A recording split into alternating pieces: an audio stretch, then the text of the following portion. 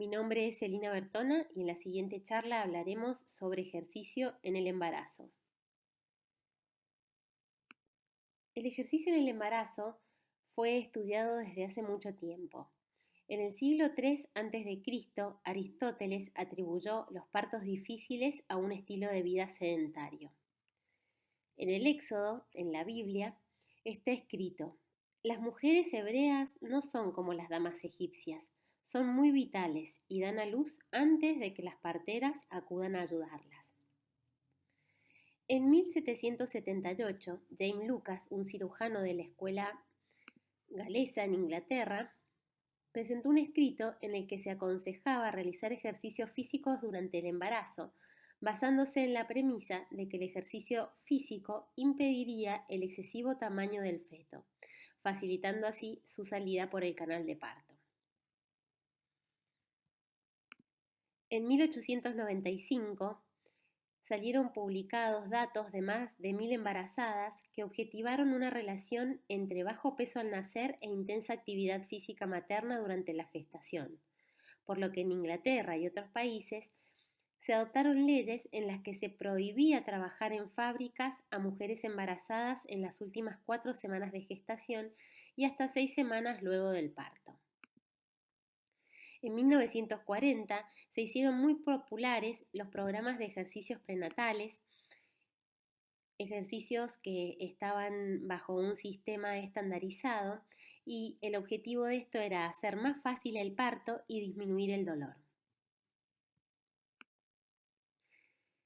Las mujeres que realizan actividad física antes de su embarazo pueden continuar practicando ejercicios si no hay ninguna limitación médica o física, pues ello no comporta efectos negativos ni para ella ni para su feto. Todo lo contrario, cuando esta práctica es controlada, los efectos son positivos.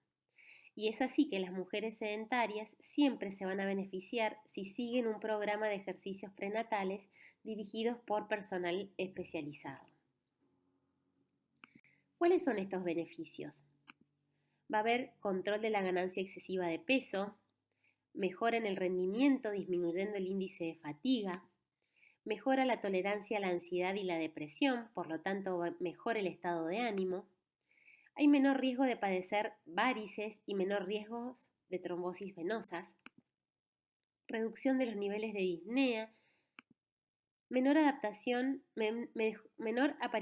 de episodios de lumbalgia, hecho que, como vamos a ver más adelante, es muy frecuente en la mujer embarazada, y además reduce el riesgo de preeclampsia y el riesgo de diabetes gestacional. Y el feto también tiene beneficios. En los fetos que se han gestado en un embarazo en el que la madre realizó actividad física, se describe menor masa grasa, mejor desarrollo psicomotor, mejor respuesta a estímulos ambientales y luminosos y mejor organización motora. ¿Cuáles son las modificaciones que se generan en el embarazo y que pueden tener un impacto en relación al ejercicio? En el embarazo existen modificaciones anatómicas y fisiológicas, entre las cuales lo más común o lo de mayor trascendencia pueden ser para el ejercicio las de origen cardiovascular.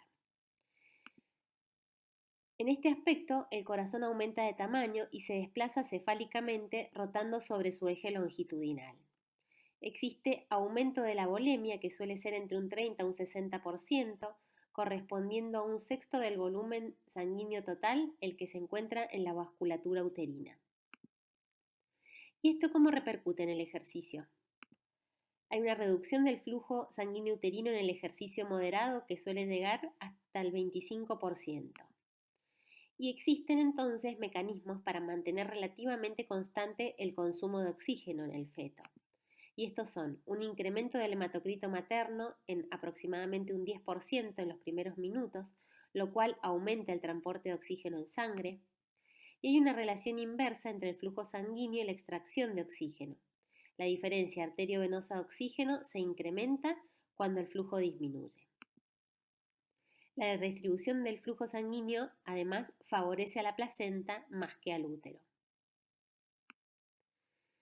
Otro de los cambios cardiovasculares es el aumento de la citemia, que genera una necesidad de aumento adicional de 1 gramo de hierro diario durante todo el embarazo. ¿Qué impacto puede tener esto en el ejercicio? Y hay que tener cuidado en no someter a una gestante con déficit de hierro a un plan de actividad física moderada a intensa. Otro de los cambios cardiovasculares son el aumento de la frecuencia cardíaca y la disminución de la resistencia vascular sistémica y el aumento de presión de la vena cava inferior por el útero grávido. ¿Cómo repercute esto en el ejercicio?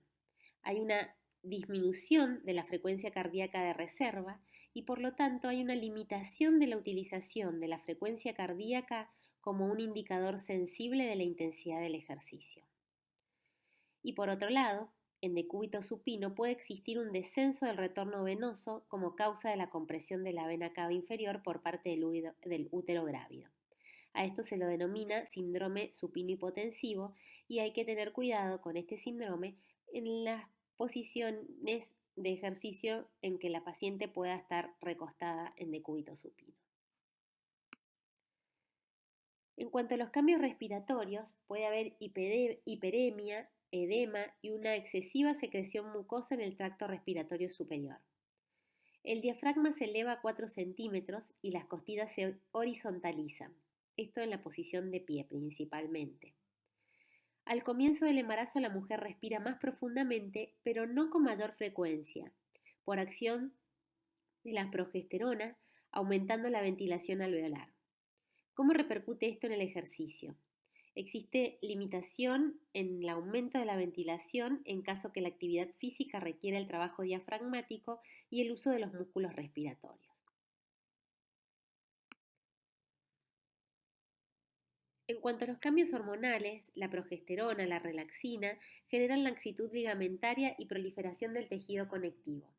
Y esto en el ejercicio puede repercutir generando dolores articulares, tendencia a esguinces, disfunción del suelo pélvico, síndrome del túnel carpiano y aplanamiento de arcos del pie y tendencia a la pronación. Existe además modificaciones en la estabilidad y la postura, porque hay un desplazamiento del centro de gravedad con alteración en el equilibrio y hay un aumento de la lordosis lumbar con una cifosis dorsal compensatoria. Todo esto favorece a la lumbalgia.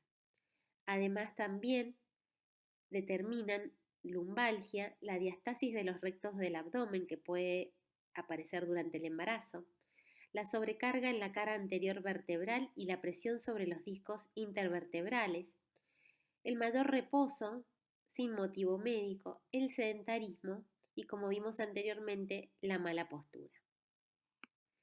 En cuanto a los cambios metabólicos, se conoce que el embarazo es un estado de insulina resistencia ocasionado por las hormonas placentarias, principalmente la hormona lactógeno placentaria y la progesterona, sobre todo a partir de la segunda mitad del embarazo, que es cuando hay una mayor secreción de estas hormonas, y ellas aseguran adecuados niveles de glucosa disponibles para el feto. Entonces, ante una situación de ejercicio en donde hay un incremento de la utilización de hidratos de carbono por los músculos de la madre en movimiento, el feto puede adaptarse a esta situación de hipoglucemia transitoria utilizando lactato como combustible. Es muy importante, antes de que la mujer embarazada comience la realización de la actividad física, contar con un permiso médico para la realización del ejercicio físico. Realizar una valoración inicial del rendimiento físico, ya que pueden existir 3 tipos de mujeres. Una mujer previamente sedentaria, una mujer activa o atlética o una mujer que tenga alguna condición de salud patológica previa al embarazo o que se desencadene durante el embarazo. Tiene que existir un diseño de un programa de ejercicio físico basado en recomendaciones mínimas y prestar atención a cualquier señal de alarma para detener el ejercicio físico. Cuando pensamos en la prescripción tenemos que tener en cuenta el tipo de ejercicio y acá tenemos entrenamiento cardiovascular, que son aquellos ejercicios aeróbicos con el uso de grandes masas o grandes grupos musculares de manera rítmica y continua. Y por otro lado, los ejercicios de resistencia y ejercicios de flexibilidad, que son aquellos de fortalecimiento musculoesquelético. Hay que tener mucha precaución en evitar la maniobra de Valsalva y para estos últimos ejercicios utilizar máquinas de peso o bandas elásticas en lugar de peso libre, con el fin de reducir el riesgo de lesiones originadas por los cambios en el centro de gravedad o incluso caídas. Es conveniente descender la resistencia e incrementar las repeticiones y además utilizar series más cortas. Hay que enfatizar la adecuada forma de ejecución durante los ejercicios, por lo que siempre conviene frente a estos ejercicios de resistencia y de flexibilidad que sean supervisados. En cuanto a la intensidad, se recomienda el ejercicio moderado. Un ejercicio moderado es aquel que implica un consumo de oxígeno de 3 a 4 mETs, algo que en la práctica no se realiza habitualmente.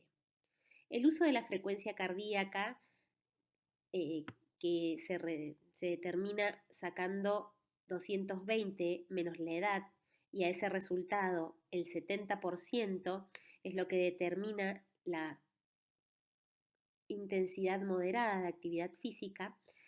Como vimos anteriormente, no es un dato que podemos tomar de una manera muy fidedigna, ya que este parámetro está modificado en el embarazo.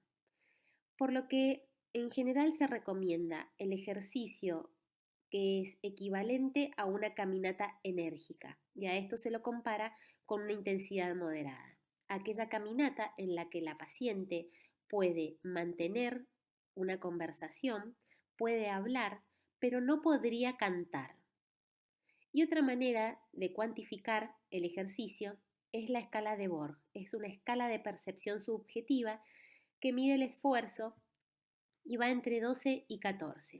Aquí a la izquierda, a la derecha de la pantalla, la tenemos y se determina como 6 aquel ejercicio que la paciente vivencia como muy ligero y 19 aquel que es muy fuerte. El rango de percepción para una intensidad moderada es aquel que va entre 12 y 14, es decir, que la paciente siente el ejercicio como algo fuerte. En cuanto a la duración, habitualmente se recomiendan 45 minutos a una hora de actividad física. El ejercicio prolongado en aquellas mujeres que ya están entrenadas y previamente realizaban este tipo de actividad, no hay recomendaciones específicas. Hay que tener en cuenta la termorregulación, la hidratación, el balance de energía y por supuesto estar alertas frente a cualquier signo o síntoma que indique la necesidad de suspensión. La frecuencia, lo ideal sería la mayoría de los días, un mínimo de 3 veces por semana. Y en aquellas mujeres en las que no han sido físicamente activas previas al embarazo y que iniciar con 45 minutos a una hora de actividad física les resulta muy cansador o les genera molestias, se puede dividir este tiempo durante el día en 3 series de 15 a 20 minutos cada una. Por ejemplo, algunas mujeres realizan 20 minutos de actividad física en la mañana, 20 minutos de actividad física luego del almuerzo y otros 20 minutos luego de la merienda. ¿Cuándo detener el ejercicio? Cuando existe sangrado vaginal, cuando existe disnea previa al ejercicio o una disnea intensa durante la realización del mismo, cuando hay cefalea, cuando hay precordialgia, cuando hay debilidad muscular, cuando hay edema significativo de miembros inferiores, cuando la paciente presenta vértigo, cuando hay descenso de movimientos fetales o cuando hay pérdida del líquido amniótico. ¿Y cuándo está contraindicado el ejercicio? Existen contraindicaciones absolutas y contraindicaciones relativas. Dentro de las absolutas encontramos la enfermedad cardiovascular, la enfermedad pulmonar restrictiva, la incompetencia cervical, riesgo de trabajo de parto pretérmino, sangrado vaginal persistente, placenta previa luego de la semana 26 y ruptura prematura de membranas. Y dentro de las relativas encontramos a la anemia severa, a arritmias que no hayan sido evaluadas, a bronquitis crónica, a la obesidad mórbida o a la desnutrición, cuando existe retraso en el crecimiento intrauterino y cuando existe hipertensión arterial mal controlada. Espero que les haya sido útil esta charla y que no duden en recomendar el ejercicio a todas las mujeres embarazadas. Por supuesto, siempre antes una evaluación de la posibilidad de realizarla. Muchas gracias por la atención.